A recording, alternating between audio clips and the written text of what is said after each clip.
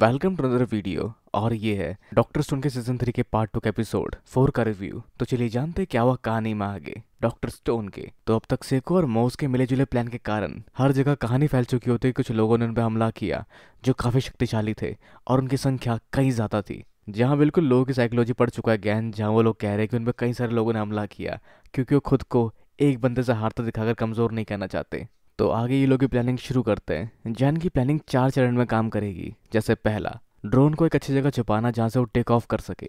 2, जिनमें हेल्प करेगा उनकी मॉस और कहेगा वो देखो हमारा दुश्मन। 3, पावरफुल लोगों को देखते हुए क्रिसामी यूज करेगी उसके ऊपर अपने पेट्रिफिकेशन बीम का। और 4, वो ड्रोन की मदद से उस पेट्रिफिकेशन बीम को पकड़ लेंगे। पर प्लानिंग से कुछ नहीं होगा। इनकी हर बार की प्लानिंग होती है और प्लानिंग फ्लॉप भी हो जाती है क्योंकि इनका लक काफी खराब चल रहा है। पर खैर जो भी हो, इनकी एग्जीक्यूशन सही हो या ना हो, यह एक खतरा और रहेगा इसके बावजूद भी, जो है मॉस। जहाँ चाहे भले सब कुछ सही हो, इन्हें पक्का आखिर में लड़ना पड़ेगा मोज से।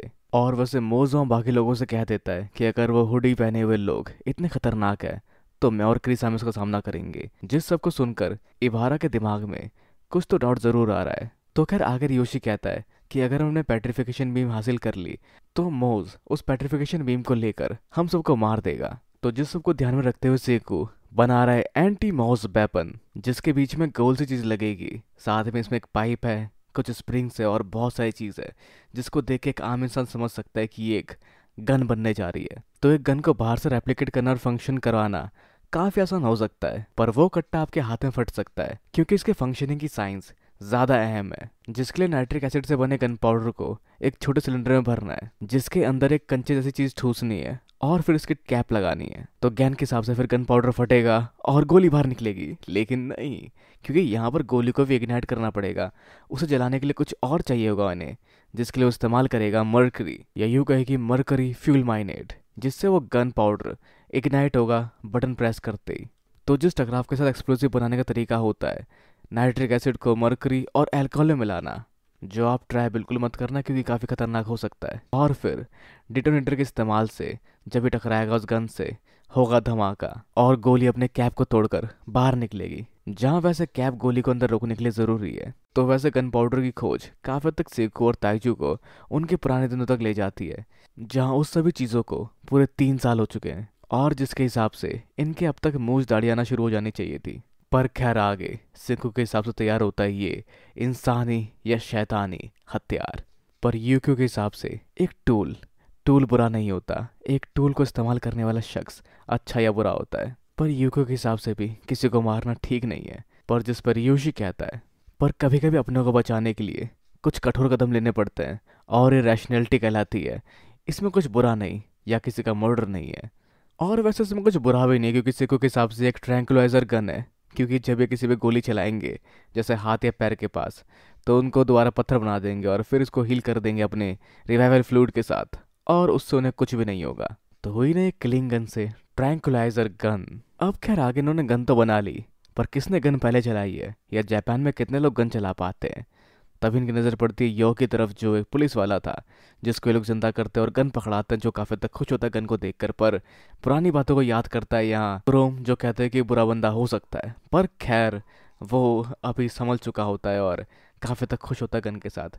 पर वैसे यूक्यू को भी गन दे सकते थे क्योंकि उसके पास भी काफ़ी अच्छी स्किल है निशाना लगाने की, जिसको प्रेज करती है एमरलीज।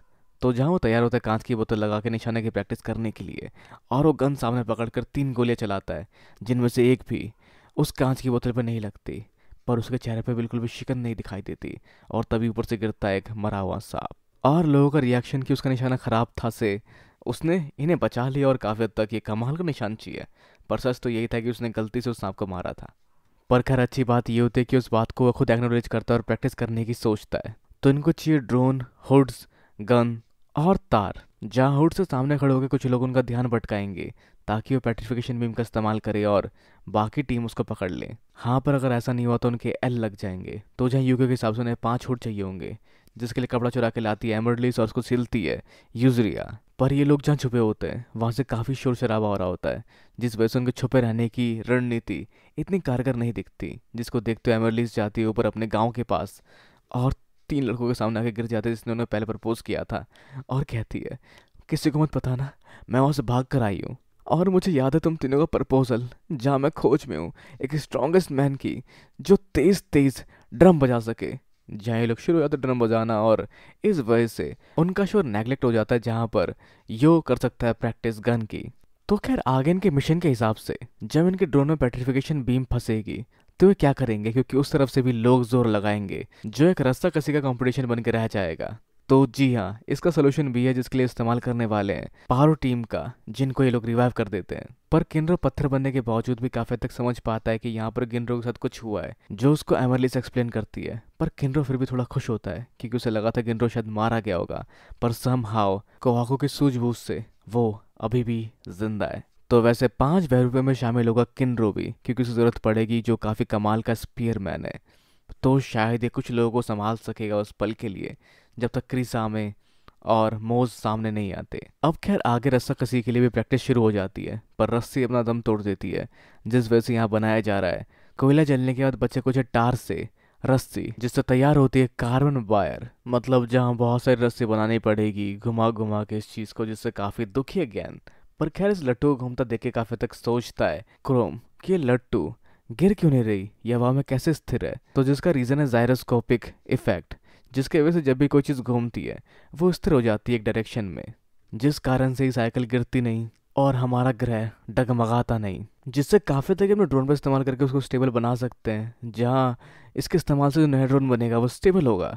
जिससे काफ़ी तक हैरान होता है सेकू भी, पर वो ऐसा पहले ही कर चुका है जो मज़े ले रहा था क्रोम से। तो जिसके साथ इनका नया बना ड्रोन काफ़ी तक स्टेबल है, जिसको कंट्रोल करेंगे अपने वायर बाउंड वेरिएबल रजिस्टर के साथ, जिसके हिसाब से ये डिसाइड करेंगे कि कितनी इलेक्ट्रिसिटी जानी चाहिए उस ड्रोन के किसी एक पंखे से। इसके साथ अलग अलग पंखों की स्पीड कम या ज़्यादा कर कर उसको मूव कराया जा सकता है। तो जिसके लिए इन्हें चाहिए होगा कोई ऐसा जो सही से चला सकता हो चीज़ों को और हवा पड़ने में काफ़ी हद तक माहिर हो। जिसके बाद इनकी नज़र पड़ती है ryushi पे, जो उसको काफ़ी आसानी से मास्टर कर चुका होता है, क्योंकि वो काफ़ी हद तक काफ़ी अच्छा होता है वीडियो गेम्स में। तो जिसके बाद आगे वो मॉस को कहते हैं कि सारे इक्विपमेंट तैयार है तो तैयार रहना। तो अगले दिन सब तैयार होकर पोजीशन ले लेते हैं अपने प्लान के हिसाब से, जहाँ मोज ही बताता है कि वो लोग आ चुके हैं तो चलो हम सबको लड़ना पड़ेगा और क्रिसामे और मुझे मिलकर सराहना पड़ेगा। जहाँ सभी बढ़ रहे होते हैं उस तरफ परिवार अब भी कुछ गहन विचार में लगा होता है। तो सेकू के हिसाब से अगर वो सब लोग यहाँ बढ़े और सीधा लड़ना शुरू कर दे तो ये लोग हार जाएंगे, जहाँ पेट्रिफिकेशन बीम का इस्तेमाल होना ही एकमात्र सोल्यूशन दिखता है। तो अगर उन्होंने निकाला उस पेट्रिफिकेशन बीम को तो पहले इस्तेमाल होगा ड्रोन, और फिर पावर टीम तैयार रहेगी उसको खींचने के लिए, जिसके बाद संभालना है उनको यो को, जहाँ मेन खतरा सामने आएगा मोस के रूप में। तो ये होगी फैसले की घड़ी कि कौन बेहतर होकर दिखता है या कौन बेहतर कर पाता है। क्या वो पेट्रिफिकेशन टीम होती है या वो साइंस किंगडम की टीम होती है। तो पेट्रिफिकेशन टीम इस तरफ बढ़ती है, जो यहाँ बढ़ते ही किनरो के अंदर उस वॉरियर को देखकर चार्ज करना शुरू कर देती है।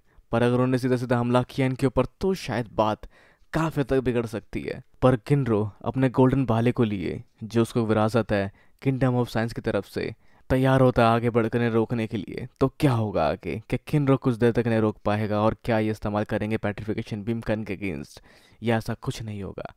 और क्या उसके बाद ये मोज को रोक पाएंगे या मोज उससे पहले इनके खिलाफ हो जाएगा। या क्या सोच रहे इवारा इस पल तक, क्या चल रहा है इवारा के दिमाग में। तो क्या होगा आगे, इस सब को हमें जानने के लिए वेट करना पड़ेगा इसके नेक्स्ट पार्ट का। तो खैर आपके सोचते हैं कि क्या हो सकता है आगे डॉक्टर सुन के सीजन 3 के पार्ट 2 के एपिसोड 5 में। अपने विचार हमें नीचे कमेंट बॉक्स में बताना बिल्कुल ना भूलें। इस वीडियो को लाइक शेयर और चैनल को सब्सक्राइब करना भी बिल्कुल ना भूलें। तो फिर मिलते हैं अगली वीडियो में। Sayonara and have a nice day.